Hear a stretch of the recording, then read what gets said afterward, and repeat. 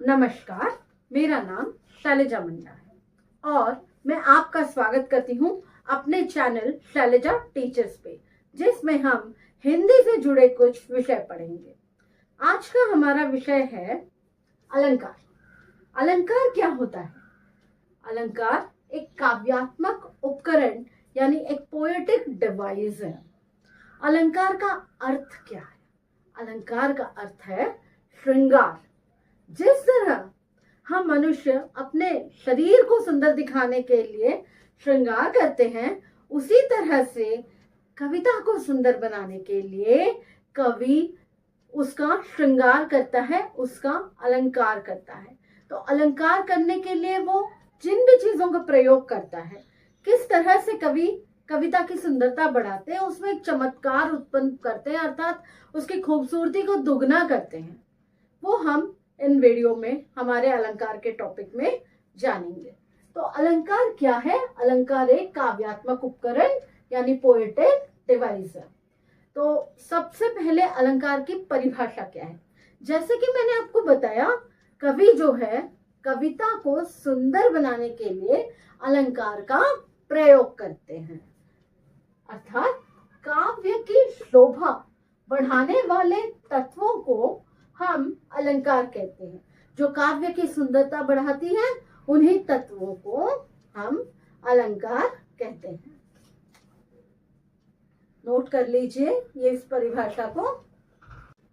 तो आइए अब आगे बढ़ते हैं अलंकार के भेद की तरफ। अलंकार के 3 भेद होते हैं। पहला शब्दालंकार, दूसरा अर्थालंकार और तीसरा उभयालंकार।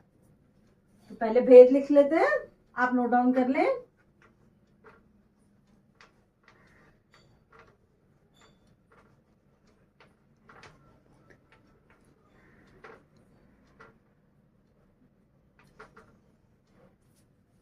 दूसरा अर्थालंकार,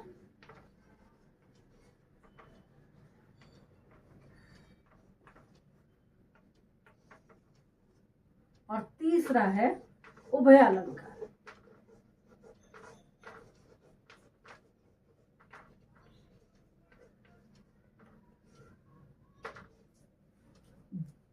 अब हम इन्हें समझ लेते हैं। शब्दालंकार क्या है? जहां कवि शब्दों के माध्यम से कविता में सुंदरता उत्पन्न करे, चमत्कार उत्पन्न करे, उसे शब्दालंकार कहते हैं। जहां कवि अर्थ के माध्यम से, अर्थात मीनिंग के माध्यम से कविता को सुंदर बनाए, उसे अर्थालंकार कहते हैं। लेकिन जहां कवि शब्द और अर्थ दोनों का इस्तेमाल करके कविता को सुंदर बनाए, उसे हम उभयालंकार कहते हैं। एक बार फिर से सुन लें। शब्दालंकार में शब्दों के प्रयोग से सुंदरता उत्पन्न की जाती है कविता में। अर्थालंकार में अर्थ के प्रयोग से, अर्थात मीनिंग से, मीनिंग के प्रयोग से, मीनिंग में सुंदरता लाकर अर्थालंकार बनाया जाता है। तीसरा उभयालंकार, जिसमें दोनों का प्रयोग होता है। शब्द में भी सुंदरता लाई जाती है और अर्थ में भी। इस तरह से जो है शब्दालंकार, अर्थालंकार और उभयालंकार 3 अलंकार हैं। तो आज हम शब्दालंकार पढ़ेंगे। तो आइए शब्दालंकार की परिभाषा नोट कर लें।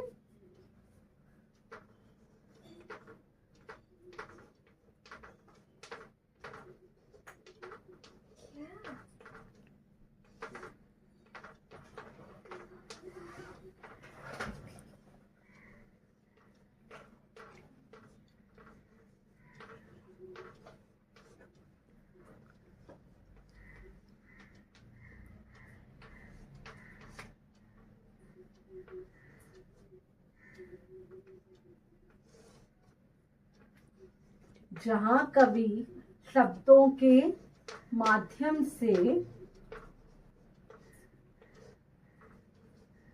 कविता में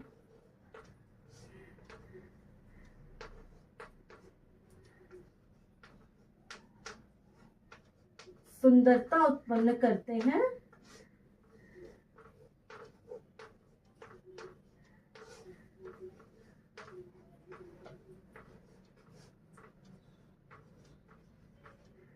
वहां शब्दालंकार होता है।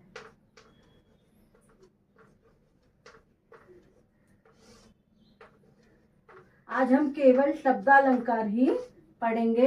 इसके आगे मैं आपको शब्दालंकार के भेद बताती हूँ। पहले ये नोट डाउन कर लें। शब्दालंकार के 4 भेद होते हैं। पहला भेद है अनुप्रास अलंकार, दूसरा भेद है यमक अलंकार, तीसरा भेद है श्लेष अलंकार और चौथा भेद है वक्रोक्ति अलंकार। आज लेकिन हम यमक और अनुप्रास ही पढ़ेंगे। तो आगे आइए चलते हैं अनुप्रास अलंकार की तरफ। आज हम पढ़ने वाले हैं अनुप्रास अलंकार।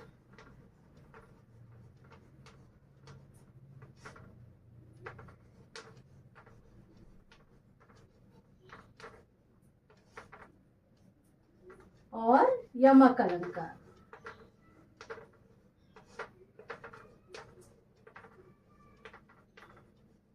तो सबसे पहले अनुप्रास अलंकार क्या होता है। अनुप्रास अलंकार जहां एक ही वर्ण की एक से ज्यादा बार आवृत्ति होती है और उसी से कविता सुंदर बनती है। आवृत्ति होना यानी बार बार प्रयोग किया जाना। मैं शब्द नहीं कह रही हूं, मैं कह रही हूं वर्ण। वर्ण यानी लेटर। जब एक ही लेटर का, एक ही वर्ण का कविता में बार बार एक ही वाक्य में उपयोग किया जाता है तो वहां होता है अनुप्रास अलंकार। मैं आपको उदाहरण के माध्यम से समझाती हूँ, प्रयास कीजिए इसे समझने का। जैसे अनुप्रास अलंकार का उदाहरण है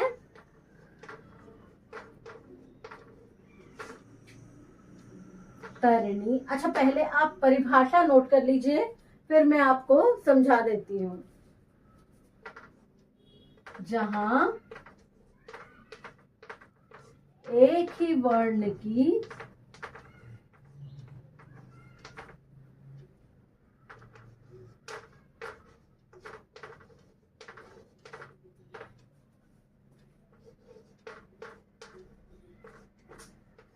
बार बार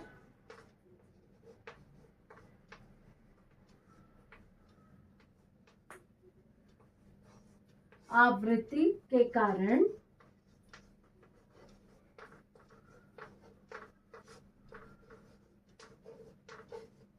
कविता में सुंदरता उत्पन्न हो,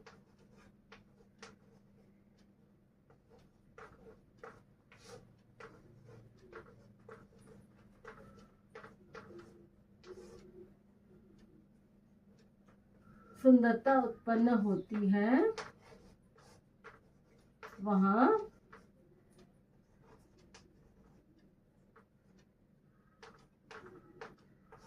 अनुप्रास अलंकार होता है।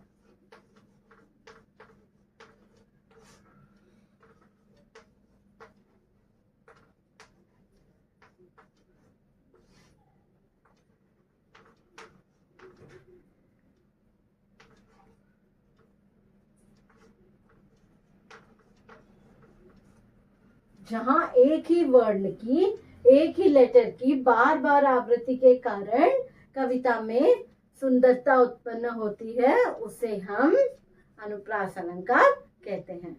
इसके बाद हम उदाहरण देखेंगे, ये आप नोट कर लें। तो पहला उदाहरण है तरणी, तनुजा,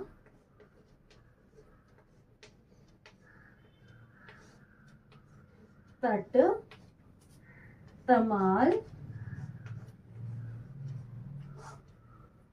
तरुवर, बहुछाये।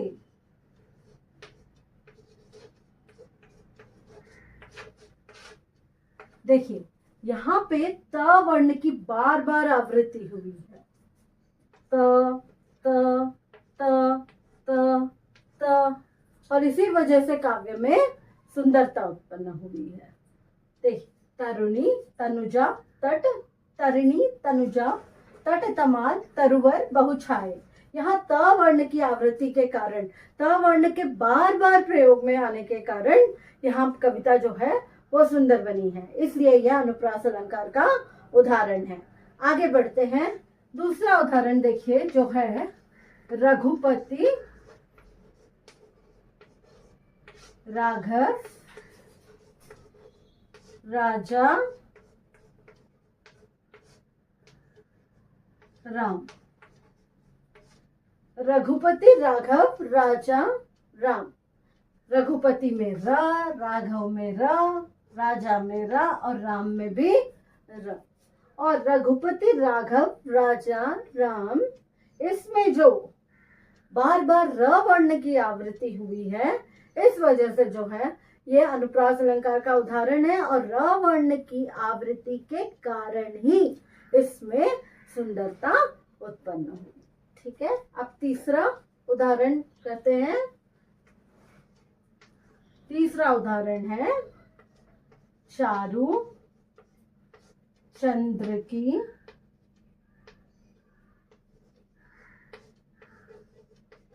चंचल किरणें, चंचल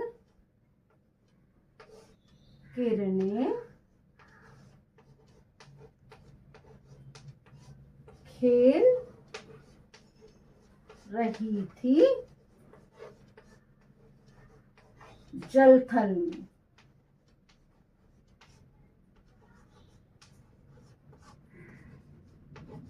इसका अर्थ यह है कि चांद की किरणें, चारु अर्थात सुंदर, सुंदर चांद की किरणें जमीन और जल में खेल रही हैं।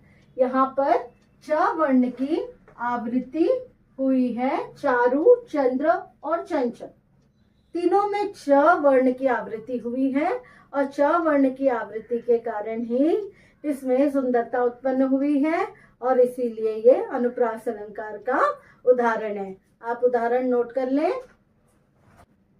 तो आइए अब हम दूसरा अलंकार पढ़ते हैं, वो है यमक अलंकार। जब कवि एक ही शब्द को बार बार प्रयोग में लाते हैं, अर्थात एक ही शब्द का प्रयोग बार बार करते हैं और हर बार उसका अर्थ अलग निकलता है, इस तरह के अलंकार को यमक अलंकार कहते हैं। आप इसकी परिभाषा पहले नोट कर लीजिए, फिर हम उदाहरण देखेंगे। ठीक है, आइए।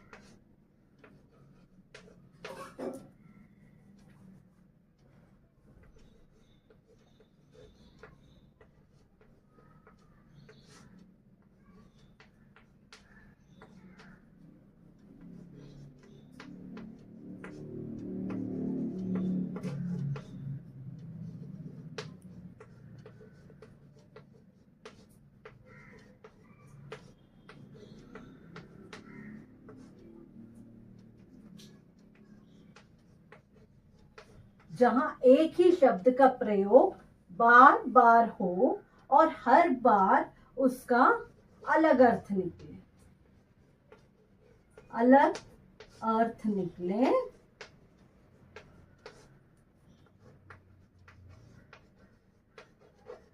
वहां यमक अलंकार होता है।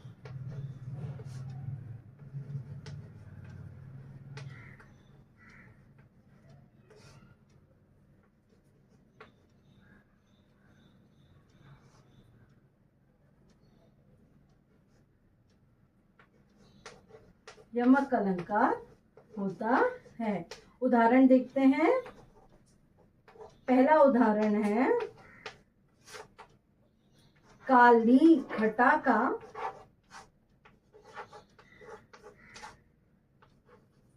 घमंड घटा। काली घटा का घमंड घटा, काली घटा यानी काले बादल। पहले घटा का अर्थ हुआ बादल और दूसरे घटा का अर्थ हुआ घटना यानी कम होना।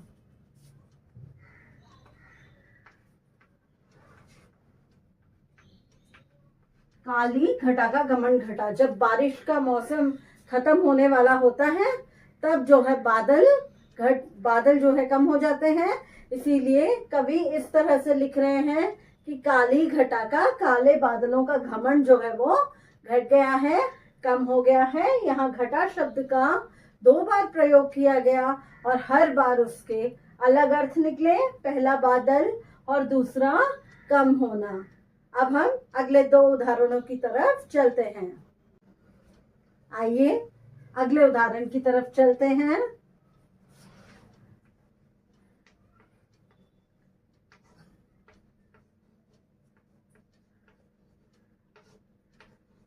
कनक कनकते 100 गुणे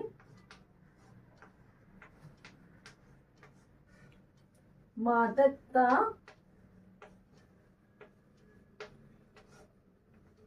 अधिकाय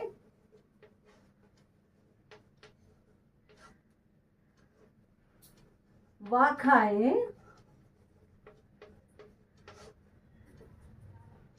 बोराए जग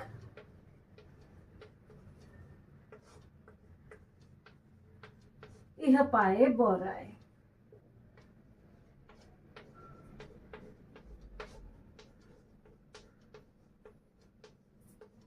यहाँ पहले कनक का अर्थ है धतूरा, जो एक मादक पदार्थ है, और दूसरे कनक का अर्थ है सोना। यहाँ कवि ये कहना चाहते हैं कि चाहे मनुष्य धतूरा खा ले या उसे सोना मिल जाए, दोनों ही समय में उसकी मति जो है भ्रमित हो जाती है, वो बौरा जाता है। कनक, पहले कनक का अर्थ धतूरा, धतूरा खाने पर भी बौरा जाएगा, और दूसरे कनक का अर्थ सोना, सोना अर्थात धन संपत्ति मिलने पर भी वो बौरा ही जाएगा। इसीलिए 2 बार कनक का प्रयोग किया गया है और इसीलिए इसमें यमक अलंकार है। अब हम तीसरे उदाहरण की तरफ चलते हैं। तीसरा उदाहरण देने से पहले एक छोटी सी कहानी है। जब शिवाजी महाराज की सेना, मराठों की सेना औरंगजेब के ऊपर आक्रमण करती थी, तो औरंगजेब उनके डर से, जब वो लोग वहां से भागते थे दिल्ली से, तो पहले तो बेगमें जो है बड़े आराम से रहती थी, लेकिन बाद में मराठा सेना के भय से जब वो भागती थी तो उनका क्या हाल होता है था, इस उदाहरण में बताया है, और साथ ही साथ यमक अलंकार का प्रयोग भी बताया है। आइए देखते हैं। घोर मंदिर के अंदर रहने वाली है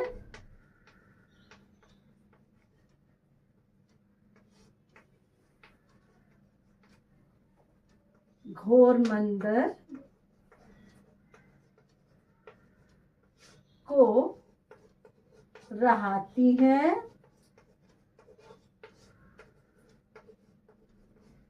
3 बेर खाती थी वह,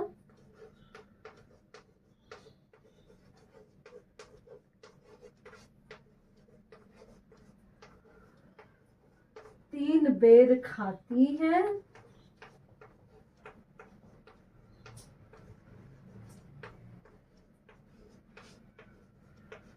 विजन डुलाती थी वह,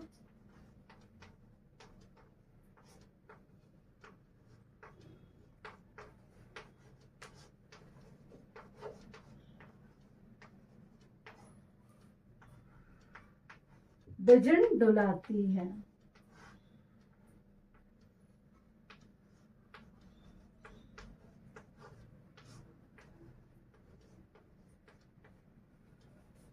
घोर मंदिर के अंदर रहने वाली है। यहाँ देखिए, घोर मंदिर शब्द का प्रयोग 2 बार किया गया है, बेर शब्द का प्रयोग 2 बार किया गया है, और विजन शब्द का प्रयोग भी 2 बार किया गया है। घोरमंदिर के अंदर रहने वाली है। पहले घोरमंदिर का अर्थ है महल। पहले वो बेग में कहाँ रहती थी? महल में रहती थी। और दूसरे घोरमंदिर का अर्थ है गुफा। अब सेना के डर से वो गुफाओं में जाकर छिप जाती हैं। तो पहले का अर्थ है, पहले घोरमंदिर का अर्थ महल, दूसरे घोरमंदिर का अर्थ हुआ आपका गुफा। और उसके बाद 3 बेर खाती थी। 3 बेर यानी दिन में 3 बार खाती थी। पहले बेर का अर्थ हुआ 3 बार। और अब उनका जीवन कैसा है? उन्हें 3 बेर खा के जीने पड़ रहे हैं। बेर यानी फल, बेर का फल जो हम खाते हैं वो 3 बेर खाती थी। वहां जो 3 बार खाती थी वो अब 3 बेर खाती है। दोनों के अर्थ में फर्क है। विजन डुलाती थी। वह बहुत सारे दास दासियां उन्हें हवा करते थे, पंखे से विजन डुलाते थे। अब उनका ये हाल हो गया है कि अपने ही पल्लू से खुद को हवा करती हैं। वो है विजन डुलाती हैं। इस तरह से यमक अलंकार का ये एक और उदाहरण है। आज के लिए हम ये वीडियो यहीं पे रोकते हैं। इस वीडियो में हमने क्या पढ़ा? हमने पढ़ा कि अलंकार क्या है, अलंकार कितने तरह के हैं। क्या बताया हमने? अलंकार कितने तरह के हैं? अलंकार 3 तरह के होते हैं। पहला है शब्दालंकार, दूसरा अर्थालंकार, तीसरा उभयालंकार। शब्दालंकार के बारे में क्या बताया था? जहां शब्दों के माध्यम से कविता में सुंदरता उत्पन्न हो वहां शब्दालंकार होता है। जहां अर्थ के माध्यम से सुंदरता उत्पन्न हो वहां अर्थालंकार होता है। और जहां काव्य में शब्द और अर्थ दोनों के माध्यम से सुंदरता उत्पन्न हो तो उसे हम कहते हैं उभयालंकार। इस वीडियो में हमने अलंकार के, शब्दालंकार के 4 भेद मैंने बताए थे। उसमें से 2 अनुप्रास और यमक हमने किया है, हमने पढ़ा है। और अगले वीडियो में हम बाकी 2 अलंकार पढ़ेंगे। अगर आपको ये समझ में आया हो तो like, comment, subscribe. Thank you.